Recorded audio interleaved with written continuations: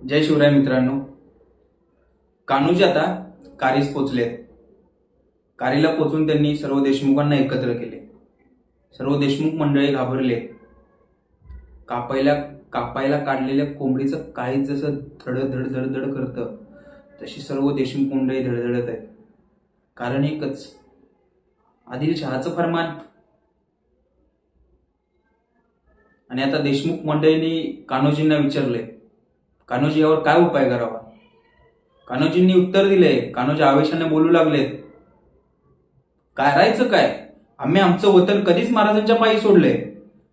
लढू तर महाराजांसाठी, मृत्यू पत्करू तर तो स्वराज्यासाठी. आणि कान्होजींचे शब्द ऐकून सर्व देशमुखांमध्ये हिंमत आली आणि सर्व देशमुखांनी कान्होजींना शब्द दिला, कान्होजी तुम्ही बोलाल तसंच करू. आणि सर्व मावळ प्रांत आता कान्होजींसोबत उभा राहिला. सर्व मावळ प्रांत स्वराज्याच्या पाठीशी उभा राहिला. छत्रपती शिवाजी महाराजांच्या खांद्याला खांदा लावून खानासोबत लढायला तयार झाला. आणि गुंजू लागल्या आमच्या मावळ प्रांतामध्ये हर हर महादेवच्या गर्जना, जय जिजाऊ जय शिवरायच्या गर्जना. आणि बघता बघता अवघा मुलूक एक झाला 32 दाताचा बोकड सोलण्यासाठी.